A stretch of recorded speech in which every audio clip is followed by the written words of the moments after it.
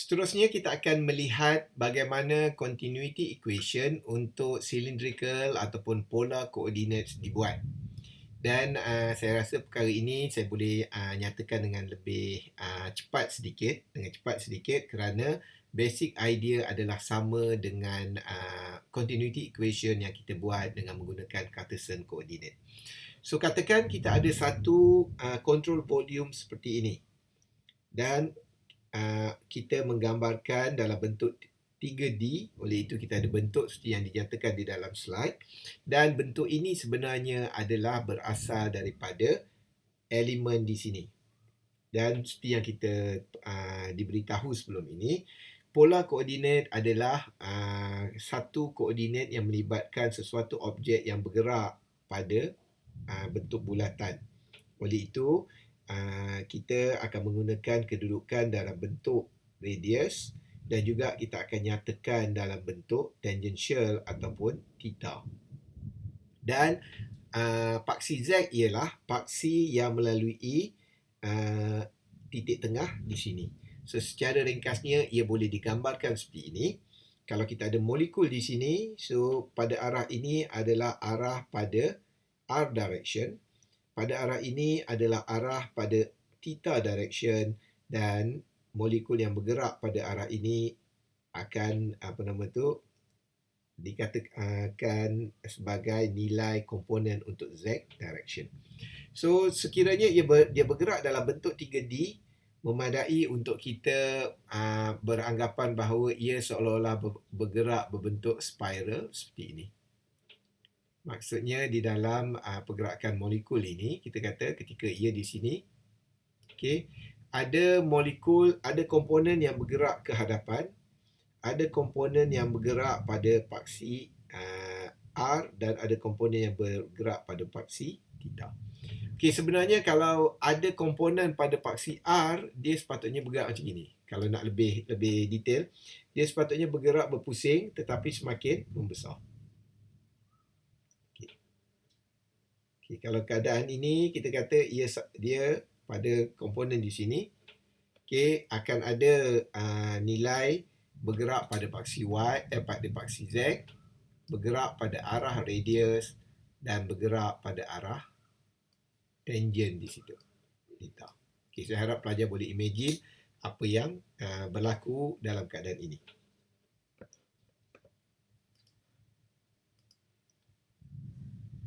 Okey, so kita pergi kepada kita pergi kepada cara untuk membuat continuity equation. Jadi kita ada satu komponen seperti ini dan kita kata kita menggunakan idea yang sama. Kita akan mengira seolah-olah kita ada 3 inlet, iaitu inlet yang masuk macam itu, inlet yang masuk pada arah ini, dan inlet yang masuk daripada arah bawah. Kemudian kita akan ada 3 outlet, iaitu outlet yang keluar pada arah ini, outlet yang keluar pada arah ini, dan outlet yang keluar pada bahagian atas. Untuk memudahkan pengiraan, saya akan tunjukkan pengiraan daripada satu segmen ke satu segmen. Katakan pertama kita perlu faham ia perlu memenuhi equation ini, iaitu mass flow rate inlet tolak mass flow rate outlet sama dengan dm dt, di mana m dot adalah mass flow rate, rumus dia adalah rho AV. Okey, kita pergi kepada arah radial direction, maksudnya pada arah ini dan keluar pada arah ini. So jadi kita akan mengira mass flow rate inlet minuskan dengan m flow rate outlet. So pada inlet kita boleh menulis seperti ini. Kita tahu bahawa m dot sama juga dengan rho A dan V. Oleh itu kita menulis rho adalah density. Area di sini kita mengira sebagai apa? So kita menulis sebagai r d theta dz yang ini. So macam mana kita menulis r d theta? Kita tahu bahawa sekiranya kita ada bulatan di sini, dan kita boleh tahu bahawa kita kata jarak yang dilalui pada garisan ini pada garisan ini adalah sama dengan R d theta, di mana R dalam bentuk radian. So then R d theta, oleh itu di dalam gambar rajah ini nilai R d theta mewakili jarak ini. Dan dz mewakili apa? Dz akan mewakili jarak di sini. Jarak nilai ini. Oleh itu, R d theta dz akan mewakili area yang ini. Okey. So, VR ialah had laju ketika ia masuk pada arah ini. Okey. So, ia adalah had laju pada arah jejari. Oleh itu, kita tulis sebagai VR. Okay. Dan untuk dan untuk outlet di sini, kalau untuk outlet di sini kita kata kedudukan dia berbeza, betul kan? Tetapi kita masih lagi boleh dapat panjang ini dengan menggunakan cara radius didarabkan dengan d theta. Tetapi radius yang kita gunakan mestilah R campur dr d theta. Kenapa? Kerana pada peringkat ini dia baru R. Jarak ini, nilai ini adalah dr. Oleh itu, kita kena jarak daripada center point sampai ke sini adalah R campur dr. So, jadi itu yang kita tulis R campur dr d theta. dz adalah ketinggian ini. So, jadi R campur dr d theta ada darabkan dengan dz adalah cross-sectional area pada outlet. Okey, so berkenaan dengan penulisan yang ini mungkin saya tidak perlu terangkan. So, kita menulis kat sini adalah di dalam keadaan ini R d theta dz tidak berubah dan nilai ini juga tidak akan, maknanya berubah dalam bentuk ini. Oleh itu, kita boleh menulis rho VR dalam bentuk del dr, rho VR dr. Kerana apa? Kita kata nilai rho V di sini adalah nilai yang asal, yang masuk. Tetapi apabila ia keluar, mungkin kita kata akan berlaku perubahan daripada segi density ataupun velocity ataupun kedua-duanya sekali. Okay, jadi kita akan tulis rho V campur dr rho V.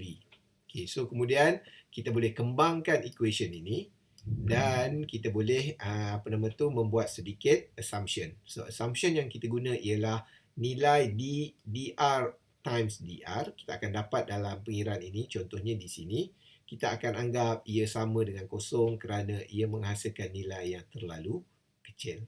Okay. So maksudnya kalau kita darab, kita jumpa dr d theta, selalunya kita akan anggap sama dengan kosong. Okay.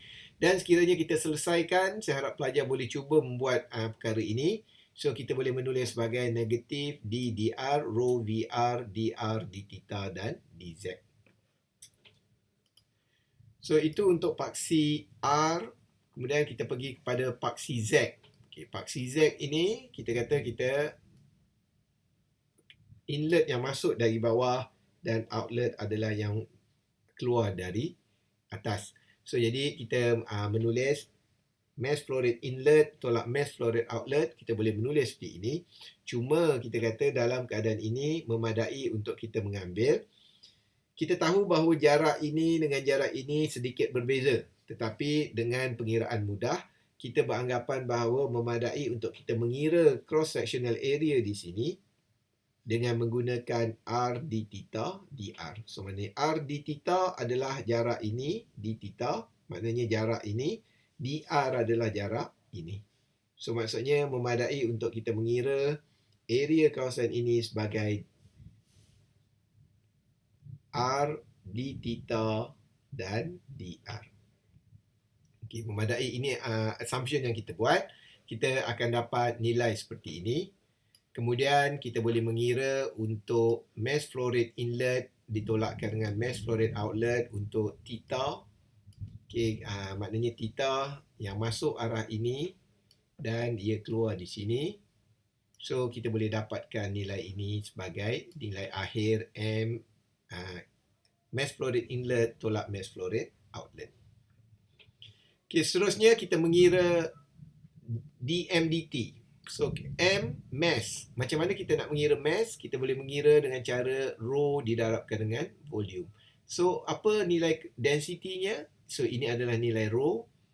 So, apakah nilai volumenya? So, kita memadai untuk kita mengira R d theta, iaitu jarak ini, didarabkan dengan dr, didarabkan dengan jarak ini, dan didarabkan dengan dz, iaitu didarabkan dengan tinggi ini.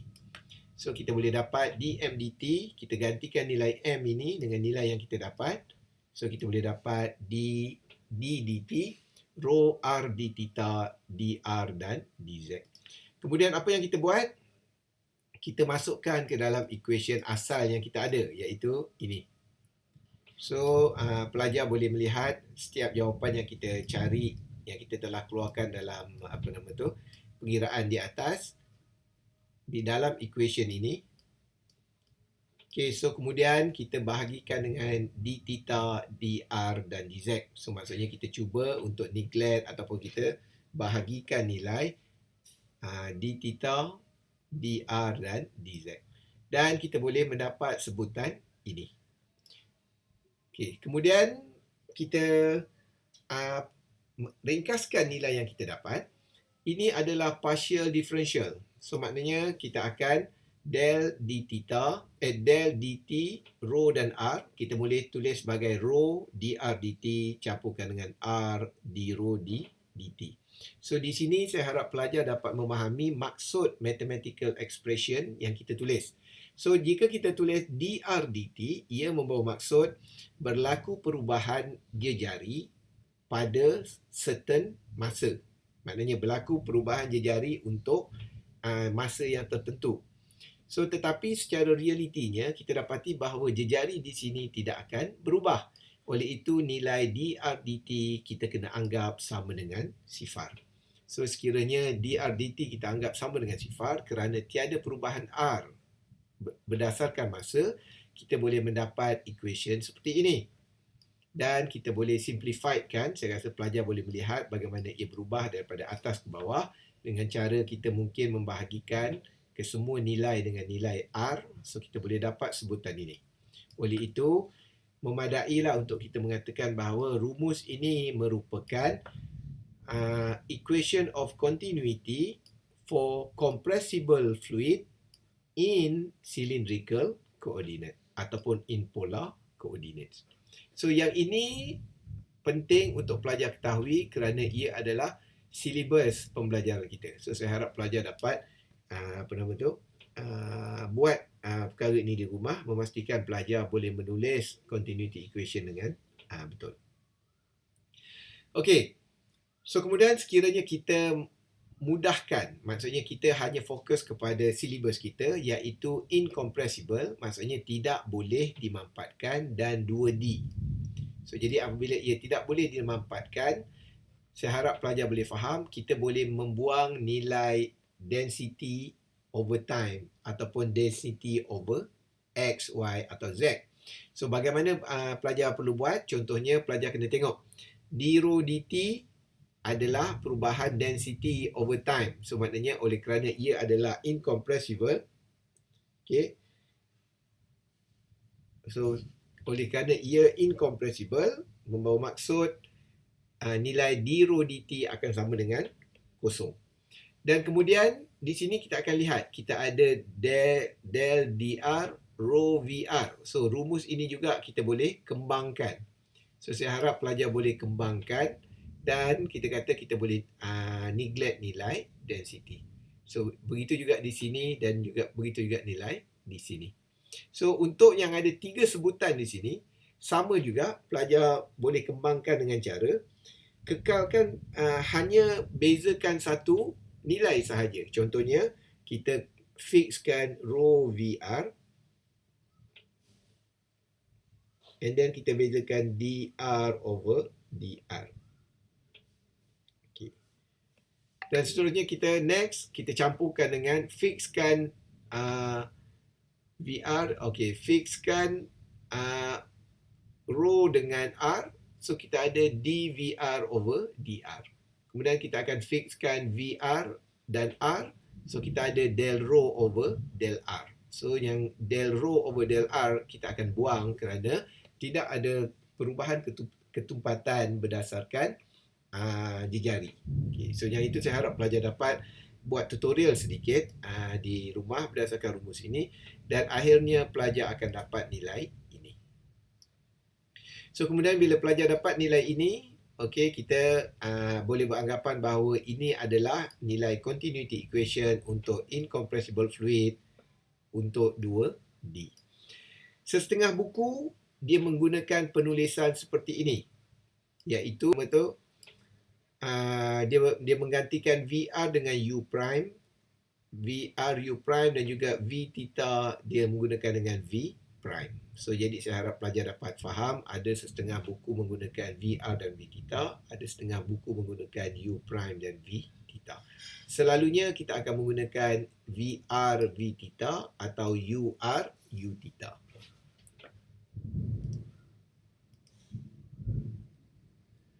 So ini adalah dua equation. Satu adalah continuity equation untuk Cartesian dan ini adalah continuity equation untuk polar coordinate. Okay, so seterusnya ini adalah Navier-Stokes equation. Saya ulang balik untuk polar coordinate. So saya tidak menunjukkan bagaimana Navier-Stokes equation untuk polar coordinate dihasilkan kerana ia agak complicated, tetapi ia masih menggunakan idea yang sama, bermula dengan rumus F sama dengan MA. So kita lompat sahaja, kita tidak membicarakan perkara itu, memadai untuk pelajar sekadar tahu apa yang dikatakan Navier-Stokes equation untuk polar coordinate. So di dalam polar coordinate kita mempunyai 3 axis. Kita ada R axis, so kita ada X axis, dan kita ada Z axis. Dan kita lihat di sini, ini adalah Navier-Stokes equation. Cuma bezanya di dalam polar coordinate, pelajar tak boleh nak hafal satu dan tukar-tukar.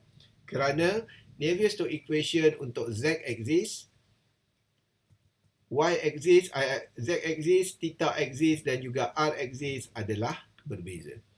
Okey, di sini saya tulis dengan jelas bahawa contohnya d dt membawa maksud ini. So jadi kalau d dt untuk UR, saya harap pelajar boleh letak semua nilai UR di hadapan nilai ini. Sama juga dengan Cartesian coordinate tadi. Okey, so jadi maknanya contoh di sini, so nabla kuasa 2 adalah nilai ini. Okey, kalau nabla tersebut UR, so kita masukkan nilai UR di bahagian ini. So jadi contohnya kalau ini, so kita boleh kembangkan seperti ini. So ini adalah untuk R axis. So ini adalah untuk theta dan ini adalah untuk Z axis. So yang ini di dalam peperiksaan untuk silibus polar coordinate dan juga Navier-Stokes equation kita tidak akan tanya, insya-Allah. Maknanya bukan dalam silibus kita untuk penggunaan Navier-Stokes equation dalam bentuk polar. Kita akan tanya continuity untuk Cartesian dan polar coordinate, dan kita akan nyatakan Navier-Stokes equation untuk Cartesian coordinate sahaja silibus kita.